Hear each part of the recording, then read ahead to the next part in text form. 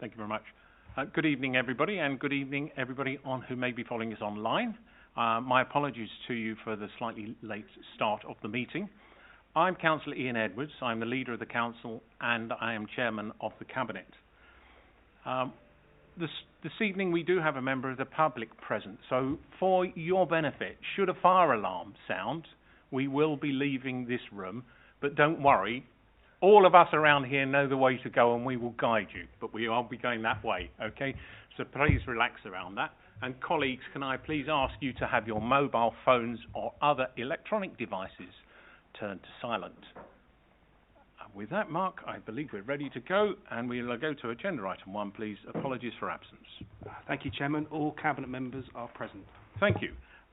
Colleagues, item 2, are there any declarations of interest in matters before the meeting? Councillor Lavery. Leader, I need to declare an interest in item 11, the academy conversion for Field End Junior School, as I'm Vice Chair of Governors at the school. Thank you. Noted. Item 3, to approve the minutes of the last cabinet meeting. That's pages 1 to 10 in the pack. Are they agreed? Agreed. Thank you. And item 4, this is to confirm that there are items of business in both Part 1 and Part 2. And for members of the public, that means the Part 1 are the items that we discuss in public, and you are welcome to listen through the debates of all of them. Part 2 tend to be the commercial in confidence items, and we break the YouTube link and ask any member of the public present to retire at that point. And we do have items in both Part 1 and Part 2. So we will start the agenda proper with the Cabinet Report Public Part 1. Item 5, the Budget Outturn. Councillor Goddard. Thank you very much, Leader. This is a report on the Council's financial position and performance against the 2021 Revenue Budget and Capital Programme. The Council's financial results for the year ended March 2021 have now been finalised, and I'm pleased to report that our results indicate a positive variance against budget on our General Fund revenue account of £4.9 million. This reflects an improvement of £1.16 million in month 12 over the position as previously reported at month 11. This is an excellent result, and it enables us to reinforce our position of resilience in addressing the undoubted challenges which lie ahead of us as the longer-term implications of the pandemic take effect. And consequently, I propose to transfer £4.3 million of this surplus to earmark reserves.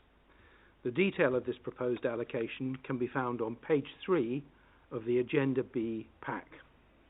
This will yield a closing position for general balances at the 31st of March 2021 of £28.5 million, which is within our specified range of £15 million to £30 million. Earmark reserves will show an improved closing position of £35.2 million. We had a savings target for 2021 of £6.4 million, and I can report that £4 million of these savings have been delivered and banked. However, as reported previously, the remaining £2.4 million have been frustrated by the effects of the pandemic. The financial impact of these in the financial year have been covered through the central government funding, but the efforts to deliver these remain items that will continue to be worked on. Financial pressures on the Council arising from COVID-19 now amount to £33.4 million across the last 2 financial years, with £31.5 million of this falling into 2021. By the 31st of March 2021, we had secured £39.4 million of central government funding to meet these needs, with £6 million being carried forward to meet continuing pressures in the current financial year. We continue to secure further central government funding and indeed now carry earmark reserves designated for COVID amounting to £10.1 million.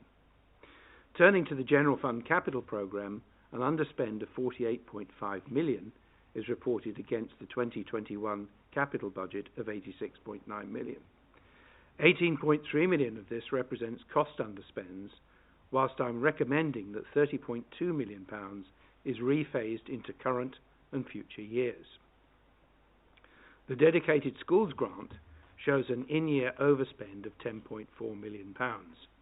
This is an increased overspend of £155,000, from the position as reported at month 11, and continues to be very largely attributable to the underfunding of the high needs block.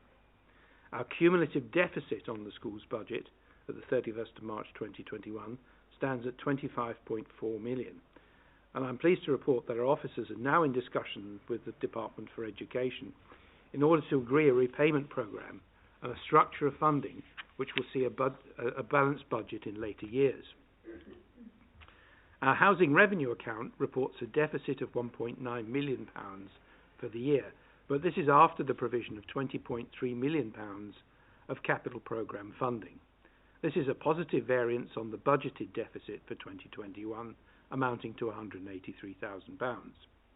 This reflects an improvement of £155,000 on the position as reported at month 11, and results in general balances on the housing revenue account of £15.2 million at the 31st of March 2021. There was an underspend of £32.6 million on the housing revenue account capital budgets, and a rephasing into current and later years of £31.9 million is proposed. In the light of the need to further expand our housing stock, a major regeneration scheme in Hayes, and the continuing requirement for maintenance, a review of housing revenue account capital budgets is about to commence. I would like to ask Cabinet colleagues to join me in recording appreciation and thanks to our finance team for their excellent work over the year, and in particular with regard to the control and the recovery of our COVID-19 costs, which has put us in such a strong position to meet the challenges ahead. Set out on pages 2 to 3 of the Agenda B pack are 18 recommendations which derive from this report, plus we have an addendum recommendation in respect of the topping up of ward budgets. I move the adoption of these recommendations by Cabinet. Thank you. Thank you very much, Councillor Goddard. Can I just add that there is an additional recommendation 20 regarding the topping up of the Mayor's Charitable Trust that you didn't mention. That is on the addendum sheet. Okay. Colleagues, anybody else wish to comment? If not, I will wish to endorse the thanks to the finance team and Paul Wayman for their stewardship, but also my thanks to you, Martin, for having got a grip of the portfolio and for your leadership of this. It is good to see that our sound financial management continues and that we are in safe hands in yours. So thank you. Colleagues, are these recommendations, including the two additional ones, 19 and 20, agreed? Thank you very much. Let us turn, please, to agenda item 6, the Hillingdon Local Plan Review Revised Local Development Scheme. Councillor Lavery. Thank you, Leader. The report on page 12 has 3 recommendations regarding the partial review of the local plan, and these are to agree a partial review, to endorse and recommend the revised local development scheme for adoption by the full council, and agree to draw down up to 798k over a 4-year period from the local plan from earmarked reserves. By way of background, part 1 of the local plan is the evidence base and strategic policies on which the detailed development policies are based. The current plan was adopted in 2012, with much of the evidence being gathered in a number of years before that, and is due for review. We are required to have an up-to-date plan by December 2023, and we did commit to begin this work following the inspector's review of our local plan part 2, and part 2 is the one that contains all the detail that we use in 2020. So the new part 1 will also inform some changes to our local policies, reflecting the National Planning Framework, the London Plan, and obviously the proposed government changes to planning. And I move the recommendations. Thank you, Councillor Lavery. Colleagues, anybody else wish to comment? Those recommendations agreed. Thank you.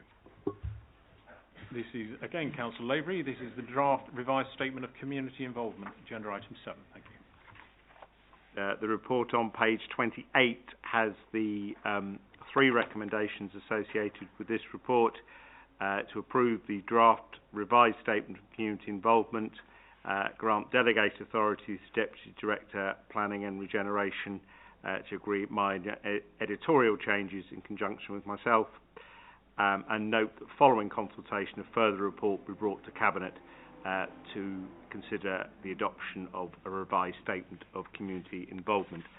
This item very much follows on from item 6 because it goes into detail as to how we propose to consult in relation to planning policy. Following the consultation, the draft will be amended and then will come back to Cabinet to be adopted, and I therefore move the 3 recommendations. Thank you again, Councillor Lavery. Colleagues, are those 3 recommendations agreed? Agreed. Thank you. Agenda item 8, Carers Strategy update. Councillor Palmer. Thank you, Leader. Good evening to everyone watching on Hillingdon YouTube and to our resident who has joined us this evening. The report before us tonight is also within my colleague Councillor O'Brien's portfolio, and she will be commenting also. Before Cabinet is the report which updates the progress made on implementing the 2018-2021 Carers Strategy. It seeks Cabinet approval for the proposed priorities for 2021-22. There are no direct financial implications. There are over 25,000 carers in Hillingdon providing unpaid support to the health and well-being of our residents. Many of these carers include children. Such worthwhile support has been made all the more challenging due to the COVID-19 pandemic. Support for our carers has consequently been delivered online rather than face-to-face. This has been vital, as isolation in this role is a gateway to ill mental health. The 2021 delivery plan has achieved success, although some targets have been paused due to COVID restrictions. One success, however, has been the recruitment of a Darcy-Farsi speaking interpreter in the south of the borough where there is most need. This appointment has resulted in the post holder supporting vital vaccinations within this population group. This council has completed 1,013 carers assessments against a target of 986. 266 of those were undertaken by the Carers Trust in Hillingdon and the remainder by social care staff, a marvellous example of partnership working. Adult social care has developed at the instigation of the Councillor Carers Champion Councillor Hagger a mechanism for identifying and recording people with multiple caring responsibilities. Carers Trust Hillingdon contacted every carer on the register at the start of the pandemic to offer regular support calls. This continued at every stage of lockdown. Some 3,359 people have accessed emotional support service provided by the partnership in 2020-21, which compares to 984 in 2019-20. It's a huge, huge improvement. This also now includes support for dementia carers. It's a fabulous example of more carers being able to access support due to our partners coming together. Adult carers were able to access 3,093 breaks. Due to the pandemic, these were online, such as IT skills, bereavement support or language classes. Our CNWL colleagues, together with Hillingdon Mind and Carers Trust, met regularly. Much work has been done to ensure these isolated people experiencing lack of technology have had help and support to obtain a device or help to use one. I was pleased to see the new Select Committee of Families, Health and Wellbeing welcome this report.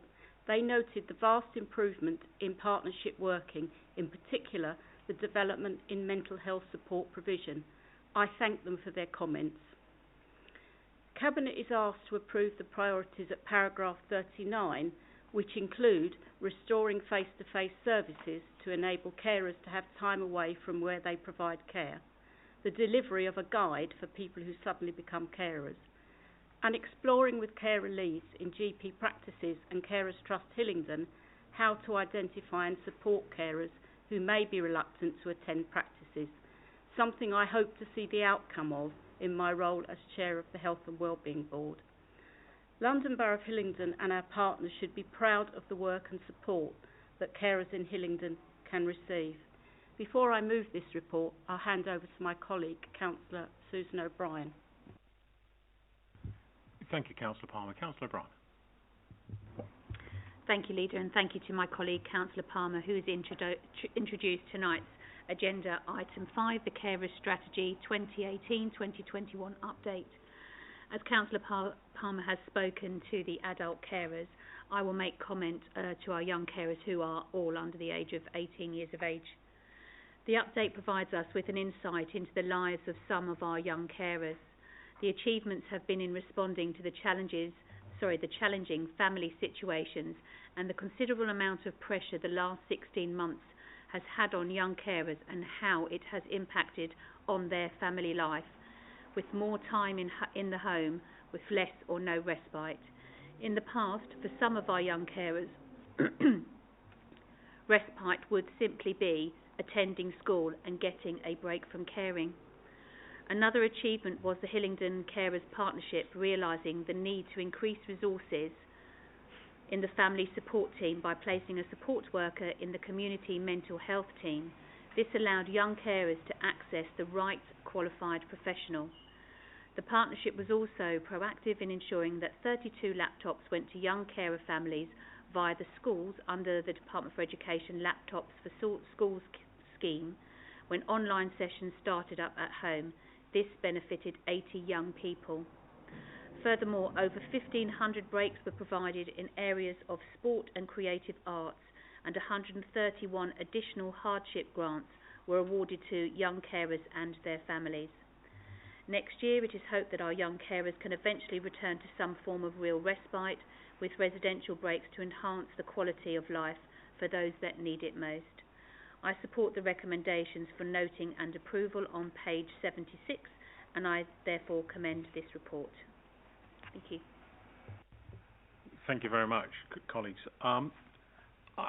My observation is just that our carers are amongst our unsung heroes of the borough, who are absolutely integral to ensuring that the people they care for achieve the very best out of their lives. And at the same time, our recognition of that work means that we must provide them the best possible support that we can. I'm very pleased with this update, and I'm pleased with the priorities being suggested. Are they agreed, please, colleagues? Thank you.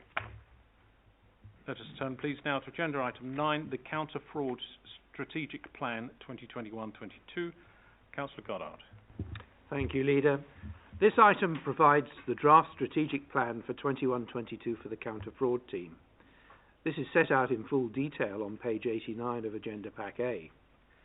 The Chartered Institute for Public Finance and Accountancy estimates that local authorities in the UK lose an estimated £2.1 billion a year through fraud and corruption. Inevitably, such losses erode the ability of councils to provide top quality frontline services to their residents. And for this reason, we at Hillingdon have invested in the development of a dedicated counter-fraud team. This team has achieved an impressive track record in both the identification and recovery of proceeds from fraudulent activity and in creating an effective deterrent against potential fraud and corruption. You will see that there are 8 objectives set out within the 21-22 strategic plan, and they are set out on page 87 of Pack A of the agenda. I would particularly draw Cabinet's attention to the financial savings target for the year of £1.5 million. It's important that we all promote awareness of the work of our counter-fraud team, and I move the recommendation that Cabinet approves the counter-fraud strategic plan as set out on page 86 of Agenda Pack A. Thank you. Thank you very much, Councillor Goddard. Colleagues, I mean, this is a key part of our sound financial management, and I commend this report to you. Is recommendation 1 agreed? Thank you. Quarterly Planning Obligations Monitoring Report, Councillor Lavery, item 10. Thank you. Thank you, Leader. The report on page 104 notes the current financial position regarding S106 balances. As at 31st of March, we held 12.5 million. of which 1.9 was held on behalf of partners. The remaining 10.6 million is held by the council for its own projects. Some 3 million of that is currently allocated, but 7.4 million remains to be spent. The report is in a slightly different format to that you have seen in the past, because a review process of S106 and allocations is currently underway, but they have been very helpfully grouped under cabinet portfolios, so they now reflect the new cabinet portfolios. I would ask colleagues to follow this up with your corporate directors. The corporate directors are being asked to ensure that there are plans to spend this money in accordance with Council's strategic priorities, and I would ask each of you to follow it up in your own area. There will be further reports coming back to Cabinet, revising the processes for identifying projects and allocation, but that should not hold up the work of making sure that this money is properly spent for the benefit of our residents. It's been negotiated from developers, and it therefore should be properly spent in line with priorities. I therefore move the two recommendations on page 104. Thank you very much, Councillor Lavery. I very much welcome the more succinct reports that provides a more easily accessible overview of where we're going, that allows us to retain a better strategic control of what is a very important spending power that we have here, and we must make sure that we utilise Section 106 as efficiently as possible to accordance with our strategic priorities. So I welcome the clarity that you've helped bring to this subject. Are these two recommendations agreed? Thank you. Agenda item 11, the Academy Conversion Field End Junior School. Councillor Bianco. Thank you, Leader. When a school changes to an academy, we are obliged under the legislation to transfer the land, or at least grant a long lease of the land to the academy in question. And this is exactly what this report relates to in the case of Field End Junior School, which has previously been a maintained school and is now going to be an academy. As such, we're obliged to grant a 1 to 5 year lease at a peppercorn rent for the use of that land as an academy going forward. The legislation demands it.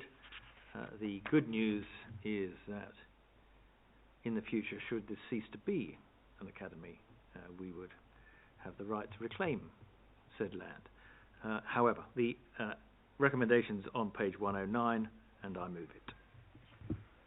Thank you, Councillor Bianco. Is this recommendation agreed? Thank you. Agenda item 12, the Hayes Estate Regeneration. Is Councillor Bianco opening, or Councillor Lavery? Sorry, thank you, Councillor Bianco. Thank you, Leader. Well, you've taken my thunder in the first instance by I was going to confirm that I was going to speak first and Councillor Lavery was going to follow up. But that matters not. This is an excellent news story for us.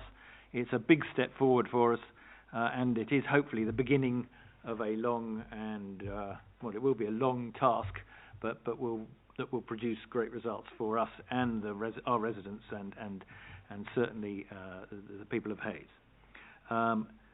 We have already been at this task for some long time, developing the project, explaining it to residents, and this culminated in a vote over the last few weeks. The voting closed on the 21st of March. This relates to two estates in Hayes, one that is often known as Austin Road. We call it the Hayes Town Centre Estate, but it's Austin Road to many people, and Avondale Drive Estate.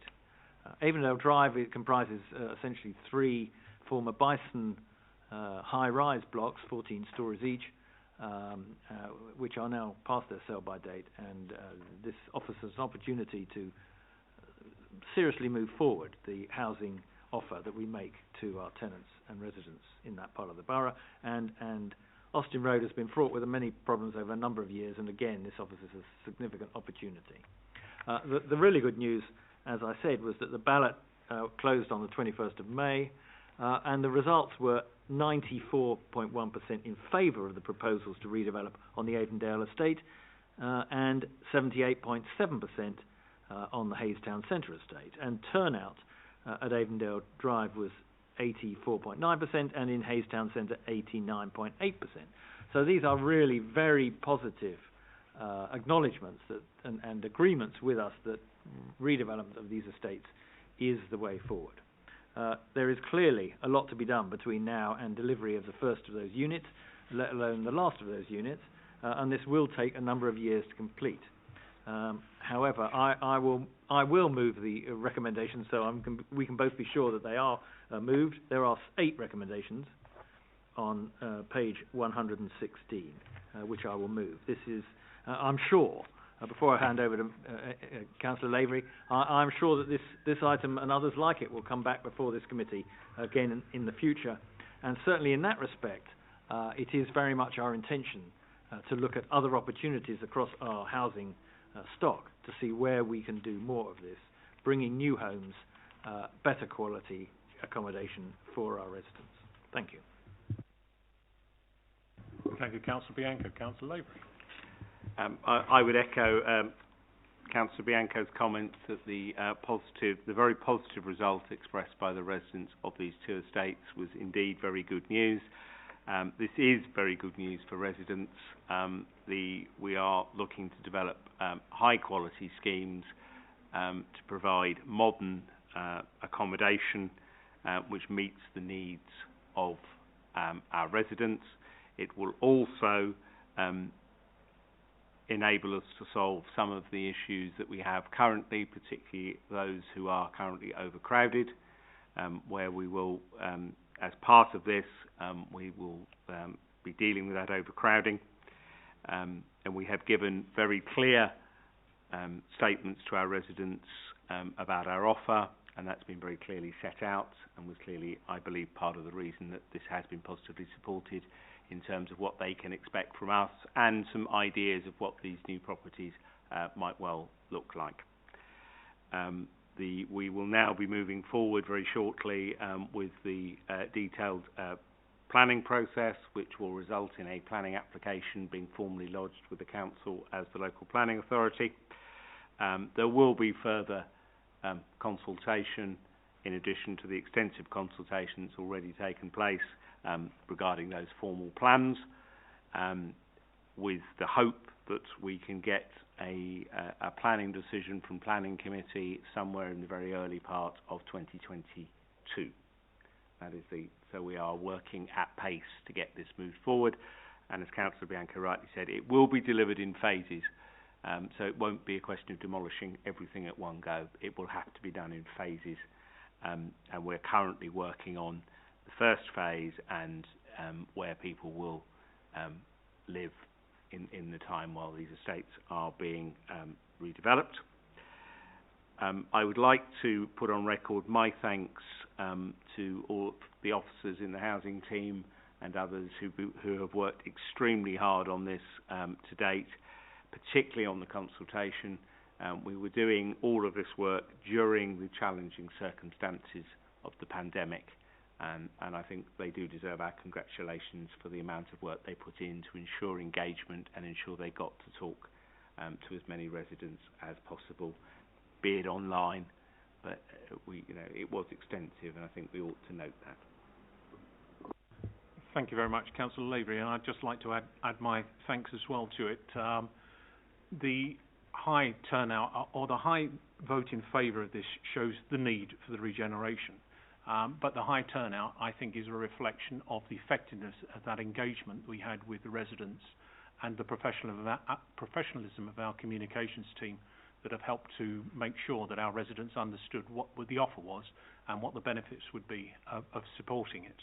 I particularly also welcome Councillor Bianco's comments about this being a statement of our intent with regards to further development and enhancement of property across the borough to make sure that all of our residents have appropriate, decent homes to live in, homes fit at the right standard for them to be living in.